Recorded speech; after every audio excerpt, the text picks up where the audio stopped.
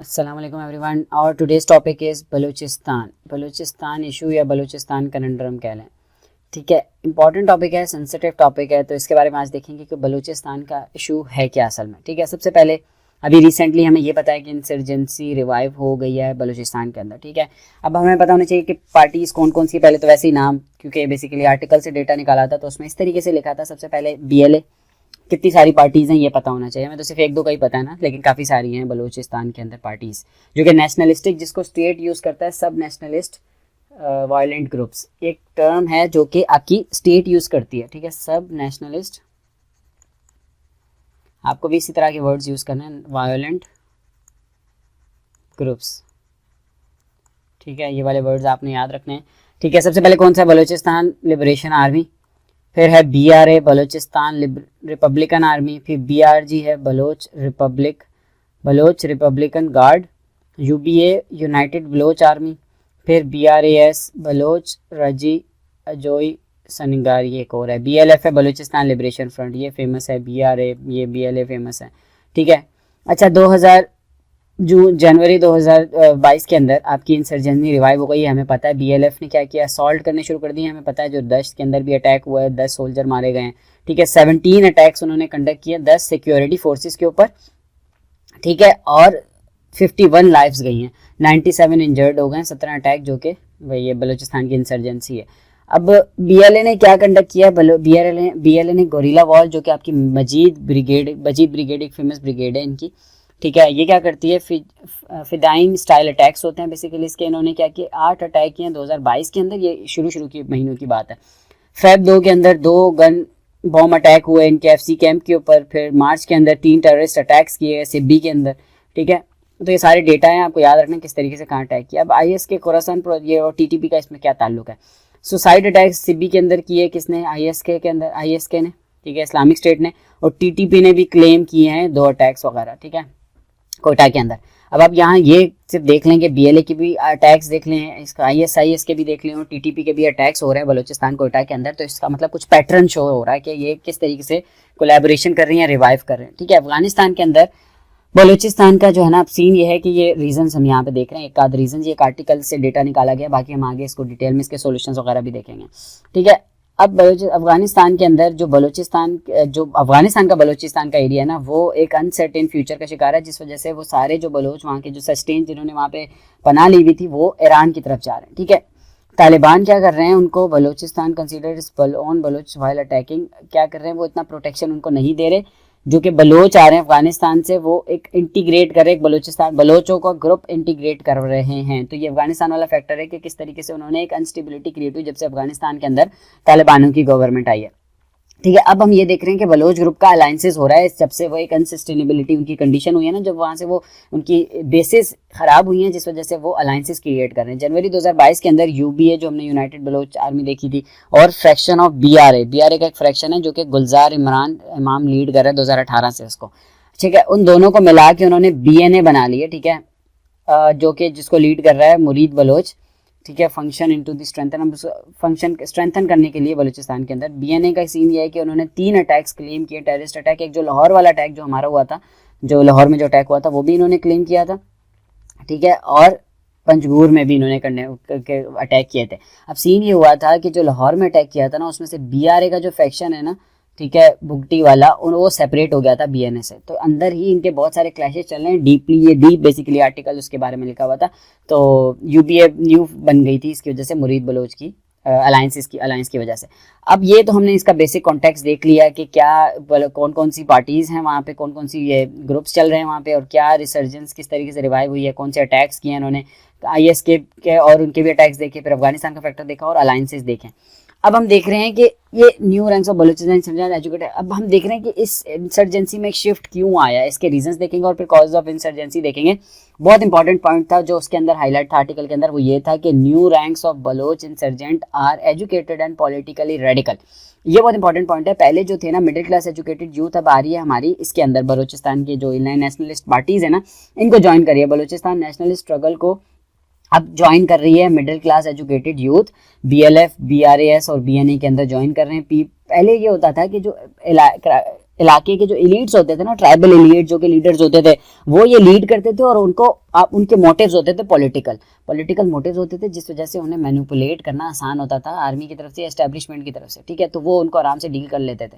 लेकिन अब जो है ना, इस आर्टिकल के हिसाब से मिडिल क्लास यूथ रिवाइव आ रही है, जो कि एक एजुकेटेड भी है, उनको समझदार भी है, अटैक्स का भी पता है और पॉलिटिकली भी रेडिकल है, मुफाहमत भी नहीं कर रहे, पॉलिटिकल एग्रीमेंट्स भी नहीं कर रहे। फिर आ जाता है रिफ्लेक्शन ऑफ ग्रोइंग डिससेटिस्फैक्शन। अब जो रिफ्लेक्ट हो रही है उनकी जो डिससेटिस्फैक्शन वो सामने आ रही है, सही है। किस तरीके से कि insurgent group living abroad in the self exile. अब मतलब कहने का मकसद ये है कि जो डिससेटिस्फैक्शन क्रिएट हो रही है उसकी वजह से जो इंसर्जेंट एग्जाइल ग्रुप, जो इंसर्जेंट बलोच एग्जाइल में रह रहे थे, वो यूनाइट हो रहे हैं इसकी वजह से, ठीक है, क्योंकि वो एक रिफ्लेक्ट हो रही है उनकी आपकी डिससेटिस्फैक्शन उनके। फिर आ जाता है transforming insurgency into the gorilla war. अब इन्होंने क्या किया, एक और जो शिफ्ट आया इंसर्जेंसी का वो देख रहे हैं उसके रीजंस, कि इन्होंने इंसर्जेंसी को ट्रांसफॉर्म कर दिया गोरिल्ला वॉर के अंदर। मैंने जैसे बताया ना, गोरिल्ला वॉर में इसलिए किस तरीके से किया, क्योंकि ये जो एजुकेटेड यूथ आई है ना, इसकी वजह से उन्होंने अपनी पूरे अपनी जो ऑफेंसिव है ना उनको चेंज कर लिया, ठीक है। Contrary to the previous leaders not averse to talk. अब पहले जो लीडर्स थे ना वो टॉक्स वगैरह कर लेते थे, अब वाले मैंने बताया ना जैसे कि वो मफामत ही नहीं कर रहे और गोरिल्ला वॉर उन्होंने कंडक्ट करना शुरू कर दिया। अब देखते हैं कॉजेज ऑफ इंसर्जेंसी क्या है। कुछ कॉजेज अभी रिसेंट कॉजेज ये हैं कि एक तो ये है कि इंटरनेशनल स्पॉटलाइट में आने के लिए कर रहे हैं कि हम शो करें कि हमें भी कुछ पोटेंशियल है, ठीक है। Baloch insurgents view these attack as success के तौर पे इनको देखते हैं, जिस वजह से इंटरनेशनली हाईलाइट्स मिलती है इनको और उसकी वजह से इनका कॉन्फिडेंस बिल्ड होता है और वो दोबारा अटैक्स करना शुरू करते हैं। पहला तो रीजन ये है। Second one is attacks inspire and recruit more youth. अब ये जो अटैक्स करते हैं और इस तरीके से ऑफेंसिव करते हैं और इसका सक्सेस शो करते हैं यूथ को और इंस्पायर करते हैं कि वो हमें ज्वाइन करें रिक्रूटमेंट के लिए। तीसरी जो रिसेंट इंसर्जेंसी का जो तीसरा रीजन है वो ये है कि as a stakeholders relevant रहने के लिए ये करते हैं कि हम एक रेलेवेंट, हमें भी अपने जो डिसीजन है और सारी चीज़ों के अंदर आप इन्वॉल्व करें। नेशनलिस्टिक पॉलिटिकल पार्टीज इस अटैक को क्या करती है, एक अपॉर्चुनिटी देखती हैं for being relevant in the conflict of the Baloch conflict के अंदर रेलेवेंट रखने के लिए अपने आप को ये अटैक्स करती हैं। ये तीन बातें तो हमें समझ आ गई। सबसे पहले स्पॉटलाइट में आने के लिए, रिक्रूटमेंट करने के लिए और स्टेक होल्डर्स रहने के लिए करती हैं। अब यहाँ पे तो काउंटर करने के लिए बेसिकली एक आर्गुमेंट यहाँ पे एक ये भी था इंपॉर्टेंट कि ये आप इसमें एक इन्वायरमेंट मिल रहा है टीटीपी को, खुरासान प्रोजेक्ट जो आईएस के और सेक्टेरियन जो ग्रुप्स हैं ये सारे आपस में एक कोलैबोरेशन ना कर लें। अगर कोलैबोरेशन कर लिया तो बहुत डिजास्टर्स इंपैक्ट हो सकते हैं उसके, ठीक है। आगे हम इसके सोल्यूशन देखते हैं। बेसिकली एक ब्रीफ हिस्ट्री एक आर्टिकल में, एक तो मैंने आपको बता दिया रीसेंट जो इंसर्जेंसी उसका कॉन्टेक्स्ट हमने बिल्ड किया यहाँ पे। नेक्स्ट हम देख रहे हैं कि ओवरऑल हिस्ट्री क्या रही है इसकी। ये पूरा आर्टिकल में ओवरऑल बलूचिस्तान की हिस्ट्री को रिवाइव किया, बताया था उसने ये कि Balochistan absorbed as a province in March 1948 के अंदर बलूचिस्तान को एक प्रोविंस बनाया था, ठीक है, एब्जॉर्ब किया था पाकिस्तान के अंदर। 1958 के अंदर जो जहरी ट्राइब था ना, जो नवाब नौरोज लीड कर रहे थे, उन्होंने ओवरऑल स्टेट के अगेंस्ट आर्म्स उठा लिए थे, ठीक है। 58 में पहली दफा ये हुआ था, ठीक है।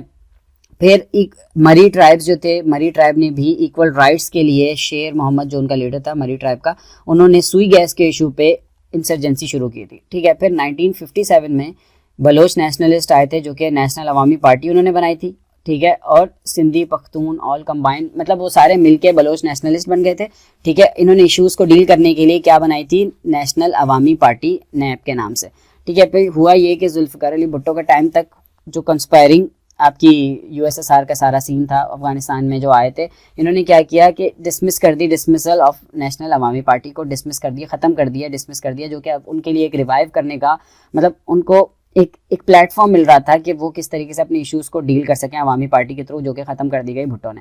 हुआ ये कि इंसर्जेंसी उसकी वजह से दोबारा इंसर्जेंसी कंटिन्यू हो गई, जो कि 1973 से 77 का चलती रही। मरी ट्राइब और मेंगल ट्राइब्स ने लड़ी थी वाली इंसर्जेंसी। फिर दूसरी दफ़ा क्या हुआ कि दोबारा बलोचों ने एक पार्टी बनाई, ठीक है, ताकि हम अपने इश्यूज को पॉलिटिकली रिजॉल्व कर सकें, जो कि पहले इन्होंने नहीं होने दिए थे पाकिस्तान में। ओवरऑल जाहिर है काफ़ी सारे फ्लॉज हैं जो कि हम देख रहे हैं। फिर 99 के अंदर दोबारा वो वाली जो उनकी स्ट्रगल थी उसको नाकाम कर दिया गया, मतलब स्ट्रगल को नाकाम नहीं, मतलब उनको ख़राब कर दिया गया। उनकी अगर पॉलिटिकल स्ट्रगल चलती रहे तो बहुत, मतलब उसी की वजह से पॉलिटिकली सोल्यूशन निकल सकता है, जो कि अब हम आगे देखेंगे।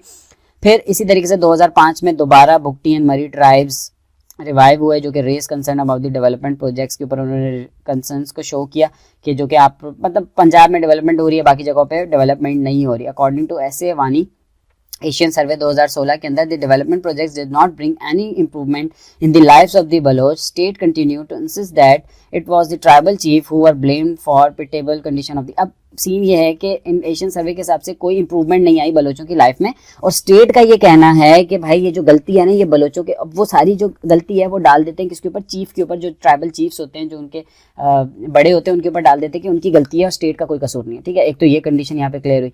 फिर टेम्परेरी सिचुएशन इज डिफरेंट, अब जो सिचुएशन है वो डिफरेंट है पास्ट की। ये जो आर्टिकल्स आए ना एक साथ ये इसी के ऊपर आए हैं कि अचानक से बलूचिस्तान में जो इंसर्जेंसी दोबारा क्रिएट हो गई है, दोबारा शुरू हो गई है, उन सारी चीज़ों के ऊपर ये बात लिखी है कि क्यों क्रिएट हुई है। अब ये है कि ट्राइब्स अपोज आर्म्स अपराइजिंग, ये तो हो गया। ठीक है, इमर्जिंग बलोच मिडिल क्लास जो कि हमने ऊपर पढ़ा, एजुकेटेड यूथ आई है। ठीक है, पास्ट में जो है ना यूएसएसआर और इराक का फैक्टर था, यहाँ पे इंडिया का फैक्टर है कि पहले यूएसएसआर सपोर्ट करता था थोड़ा बहुत और इराक करता था, अब रिसेंटली इंडिया सपोर्ट करता है ईरान और अफगानिस्तान के थ्रू। अब हमें इसका एक सिंपल सोल्यूशन यहाँ लिखे, मैं ये तो खैर इतने इंपॉर्टेंट सोल्यूशन नहीं है। अब एक और सॉल्यूशंस का पूरा आर्टिकल था जिसमें से ये मैंने पूरे पॉइंट्स एक्सट्रैक्ट किए। ये बहुत एक्सपर्ट थे जिन्होंने लिखा था, ओवरऑल उन्हीं के कोई लीडर्स हैं जिन्होंने ये वाला डॉन में आर्टिकल लिखा था, solutions to the Balochistan issue. सबसे पहला ये है कि गवर्नमेंट लेवल पे कॉम्प्रीहेंसिव स्ट्रेटजी बनानी चाहिए to reach out the Balochistan insurgent को रीच आउट करने के लिए आपको एक कॉम्प्रीहेंसिव स्ट्रेटजी बनानी चाहिए। उसके अंदर क्या क्या होना चाहिए, पहला तो पॉइंट ये हो गया। ठीक है, उसमें क्या करना चाहिए, इंगेजमेंट करनी चाहिए, क्रेडिबल पॉलिटिकल वॉइसेस जो हैं बलूचिस्तान में उनके साथ आपको इंगेजमेंट करनी चाहिए। इम्प्लीमेंट सीबीएम्स, क्या मतलब है इसका कि आप स्टॉप मिलिट्री ऑपरेशंस को खत्म किया जाए, विड्रॉल किया जाए एफसी के सर्टेन एरिया से, एफसी को बाहर निकाला जाए, रिलीज बलोच मिसिंग पर्सन्स को रिलीज किया जाए और कंपनसेटिंग जो उनकी डिमांड्स हैं उनको पूरा किया जाए। सारी डिमांड्स हम देख रहे हैं, कंपनसेटिंग फैमिलीज को, एक्स्ट्रा जुडिशियल जिनके साथ किलिंग्स की गई है उनको फैमिलीज को सपोर्ट किया जाए। ये चार चीज़ें उनकी डिमांड है, इनको फुलफिल किया जाए, इनकी बातों को इनके सारे इंप्लीमेंट किया जाए इसके ऊपर। पहला तो ये हो गया स्ट्रेटेजी के अंदर। फिर आ जाता है दूसरा पॉइंट के जो ये मेन हेडर के अंदर, military establishment support is a must. Reconciliation के लिए मिलिट्री एस्टेब्लिशमेंट की सपोर्ट बहुत जरूरी है, इसके बगैर ये नहीं हो सकता। ये वाला एक मतलब ये हम सोल्यूशन नहीं दे रहे कि मिलिट्री एस्टेब्लिशमेंट बाहर निकला है, वो obviously is a stakeholder, important stakeholder जो कि सारी करता धरता वहाँ पे सारी चीज़ें वही करते हैं और वही डील कर रहे हैं सारी चीज़ को। लेकिन ज़रूरत इस बात की है कि हार्ड अप्रोच को ज़रूर करने के बजाय अब इनको पीस की तरफ लेके जाना पड़ेगा। ठीक है, फिर क्योंकि मिलिट्री की जो एस्टेब्लिशमेंट की ओवरऑल अप्रोच रही है ना उसकी वजह से टेम्परेरी पीस तो आ जाता है, लॉन्ग टर्म सोल्यूशन नहीं निकल पा रहा। ठीक है, तो इसके लिए हमें क्या करने की जरूरत है, उन्हें रिकंसिलिएशन पे लेके आने की बात है। तीसरा पॉइंट ये है कि previous efforts to reconcile Baloch failed. वो क्यों फेल हुई थी, repression went hand in hand with the reconciliation effort. अब हुआ ये कि वो जो रिप्रेशन जो था ना, जो जबर, ये सारी चीज़ें वो साथ साथ चल रही थी, रिकंसिलिएशन भी चल रही थी। मतलब ऐसा हो कि रिकंसिलिएशन की तो आप बात करें लेकिन आप ज़ाहिर ऑपरेशन तो ना करें उनके ऊपर, उनको उठाने का काम, ये सारी चीज़ें नहीं होनी चाहिए। ठीक है, फिर those leading to the process had little credibility और freedom to make meaningful efforts. जो कि एफर्ट को लीड कर रहे थे वो ऑब्वियसली उन्हीं की क्रेडिबिलिटी नहीं थी। पहला तो ये पॉइंट है कि इफेक्टिव स्ट्रेटेजी के अंदर क्या होना चाहिए, ये सारी चीज़ें होनी चाहिए जो कि हमने देखा। दूसरे पॉइंट के अंदर उन्होंने दूसरा सोल्यूशन ये बताया है कि Baloch concerns regarding control over the natural and coastal resources must be addressed. अब पहला पॉइंट हमें स्ट्रेटजी बनानी है, वो कैसे बनानी है वो हमने ऊपर बता दी। फिर हम बता रहे हैं कि किस तरीके से हम कंट्रोल जो उनके कंसर्न्स हैं नेचुरल रिसोर्सेज के वो उन्हें दें और वो कैसे दें हम देखते हैं। सबसे पहले powerful parliamentary committee should be constituted. Parliamentary committee बनाने की जरूरत है जो कि बलोच पार्लियामेंटेरियन उसको लीड करें। ठीक है, ensure effective implementation of article 172 का पार्ट 3 और 158 को। Baloch must be given its due share ownership and management, जो कि हमारी 18th अमेंडमेंट के अंदर भी सारी चीज़ें लिखी हुई हैं कि किस तरीके से जो उनका शेयर है वो उनको मिलना चाहिए। एक तो पहले ये इंप्लीमेंट करा जाए पार्लियामेंट्री कमेटी बना के। नेक्स्ट इज बहुत प्रैक्टिकल सोल्यूशन उन्होंने बताए और अगर आप इस तरह के सोल्यूशन देखेंगे तो बहुत मतलब इंपॉर्टेंट और सीरियसली आप कोई अगर आपसे पूछे कि क्या सोल्यूशन है तो ये ही इफेक्टिव सोल्यूशन नजर आते हैं। फिर आ जाता है ऑनरशिप ये जो इनकी कॉपर गोल्ड प्रोजेक्ट है इनका बलोच की गवर्नमेंट के हवाले करना चाहिए। ठीक है, transfer to the Baloch government commuted under the Aghaz Huqooq Balochistan के पैकेज के अंदर इसको इंक्लूड किया जाए, ऑनरशिप दी जाए। तीसरा ये हम देख रहे हैं हेडर कौन सा हमारा कि किस तरीके से हम रिसोर्सेज को बलोचिस्तान के अंदर यूज कर सकते हैं। फिर रेगोटेक एग्रीमेंट को वापस शुड बी मेड पब्लिक करना चाहिए कि उसकी ट्रांसपेरेंसी इंश्योर करनी चाहिए। Establishment of the refinery in the province should be ensure करना चाहिए। Chagai foundation with the corporate management and broad must form बने। 2% ऑफ द कंपनी क्या प्रोविंसेस को जाना चाहिए, 2% फेडरल को जाना चाहिए और half royalty payments local community को मिलनी चाहिए। ये एक सॉल्यूशन दिया है इन्होंने। फिर आ जाता है सीपैक को मोर इंक्लूसिव डेवलपमेंट करनी चाहिए, मोर इंक्लूसिव करना चाहिए, प्रायोरिटाइजिंग बेसिक राइट्स और डिग्निटी को डेवलप करना चाहिए, मैरीटाइम इकोसिस्टम को डेवलप करना चाहिए, वाटर के प्रोजेक्ट्स को लगाना चाहिए और डीसैलिनेशन एंड रिवर्स ऑस्मोसिस के प्रोजेक्ट्स को share and reserve revenue from Gwadar के अंदर से रेवेन्यू शेयर भी मिलना चाहिए। These are all the four steps that can ensure effective distribution of the natural resources to the Balochistan या पीपल कह लें। फिर आ जाता है measures are needed to alleviate poverty and mitigate the adverse impact of the fencing border. अब यहाँ पे तीसरा पॉइंट ये है कि किस तरीके से आप पॉवर्टी को खत्म करेंगे और एडवर्स इफेक्ट खत्म कर सकते हैं ये सारे बॉर्डर फेंसिंग और ये सारी चीजों में। सबसे पहले फॉर्मल बॉर्डर ट्रेड गेटवे बनाने की जरूरत है, ठीक है, जिसमें अलाइड फैसिलिटीज हो, नेसेसरी ट्रेड लॉजिस्टिक्स होनी चाहिए और border with Iran and Afghanistan हो जाना चाहिए। इसका मतलब एक गेटवे बनाया जाए, फॉर्मल गेटवे ट्रेड के लिए बनाना चाहिए, ठीक है, पहला point. Next is Balochistan share of Benazir Income Support Programme must be increase to 10%। ये बहुत जबरदस्त प्रैक्टिकल सॉल्यूशंस दिए हुए हैं, मतलब आप होता है ना एक मेथड भी सॉल्यूशंस के साथ उसका मेथड भी बताया गया है। करंट शेयर इज अराउंड 4% है उनका, उसको 10% लेकर जाएं ताकि आप पॉवर्टी को एलिमिनेट कर सकें, ट्रेड को एनहांस कर सकें। फिर आ जाता है capacity and resources of this administrative setup should be upgraded. जो भी उसके रिसोर्सेज और कैपेसिटी पेमेंट्स कैपेसिटी वगैरह है ना बेनजीर इनकम सपोर्ट प्रोग्राम की, उसको बढ़ाने की जरूरत है। Baloch representatives made member of the governing body के मेंबर्स भी बनाने की जरूरत है बलोच मेंबर्स को, ठीक है। अब ये तो कुछ बहुत प्रैक्टिकल सॉल्यूशंस है, मेरे हिसाब से बहुत रेलेवेंट है कि सबसे पहले आप एक स्ट्रेटजी बनाएं जिसके अंदर 3 पॉइंट्स हमने इंक्लूड किए, सही है, कि किस तरीके से आप उनकी डिमांड्स को फुलफिल किया जाए, मिलिट्री एस्टेब्लिशमेंट को रिकंसिलिएशन करनी चाहिए और जो हमने क्रेडिबल लीडर्स को अपॉइंट करना चाहिए कंसिलिएशन के लिए। 3 बातें। देन कम्स दी कि किस तरह आप उनके नेचुरल रिसोर्सेज को एड्रेस करें, उनको दें। सबसे पहले एक पार्लियामेंट्री कमेटी बनाएं, फिर गोल्ड प्रोजेक्ट्स उनके हवाले करें, रिकोडेक का प्रोजेक्ट्स के अंदर उसको शेयर दें और सीपैक की इंक्लूसिव डेवलपमेंट करें, जिसमें सारे पॉइंट्स आ जाते हैं। फिर आ जाता है कि किस तरीके से आप पॉवर्टी एलिवेशन करेंगे और ट्रेड एनहांस करेंगे। सबसे पहले एक प्रॉपर फॉर्मल गेटवे दें, फिर बेनजीर इनकम सपोर्ट में उनका शेयर बढ़ाएं और एडमिनिस्ट्रेटिव सेटअप के अंदर बलोचों को इंक्लूड किया जाए। तो these are all most relevant solutions to the Balochistan issue. फिर अब कुछ और मैंने पॉइंट्स यहाँ ऐड किए हैं, जो कि मुशाहिद हुसैन जो कि आपके सेनेटर हैं और बहुत एकेडमिक पर्सन है, उन्होंने कुछ इशूज बताए थे कि किस तरह आप बलूचिस्तान के इशू को रिजॉल्व कर सकते हैं। सबसे पहले आ जाता है stop treating Balochistan as a political plaything, ठीक है। आप plaything basically political game बनाया हुआ है इन्होंने यहाँ पे। फ्रीक्वेंटली पिकिंग मतलब उसके हिसाब से उनके हिसाब से आप यहाँ पे बंदों को उठाते हैं, चूज करते हैं, अपने हिसाब से लगाते हैं और चैलेंजिंग फेवरेट्स को चेंज करते रहते हैं। अपनी रिवॉल्विंग डोर्स बनाए हुए हैं आपने यहाँ पे मुशाहिद हुसैन के हिसाब से। नेक्स्ट आ जाता है and shameful crime of missing persons के क्राइम को खत्म करने की जरूरत है, जो कि हमारी कोर्ट्स ने भी बहुत दफा डिसीजन दे दिए। बार बार वो कह रहे हैं कि हम प्राइम मिनिस्टर को बुला लेंगे, सबको बुला लेंगे अगर आपने मिसिंग पर्सन्स के इशू को रिजॉल्व नहीं किया। लेकिन क्या करें, पाकिस्तान के अंदर रिजॉल्व होता नहीं है ये चीजें, तो सबको पता है क्या मसला है इसके पीछे। फिर आ जाता है मुशाहिद हुसैन के हिसाब से तीसरा, ensure benefits of development for local communities, कि हम बेनिफिट्स और डेवलपमेंट करें लोकल कम्युनिटीज की, जो कि हम ऊपर यार बहुत जो प्रैक्टिकल ये जो हमने 3 मेन हेडर्स पढ़े हैं, इसके अंदर हमने टोटल 9 सॉल्यूशंस पढ़ लिए हैं। ये बहुत इंपॉर्टेंट सॉल्यूशंस है, अगर यही कर लें तो ये नीचे वाली सारे हेडर्स के अंदर कंप्लीट हो जाता है। फिर आ जाता है and border harassment and corruption को एंड करें, वही जो फॉर्मल गेटवे बनाने की जरूरत है, ये सारी बातें इसके अंदर आ जाती हैं।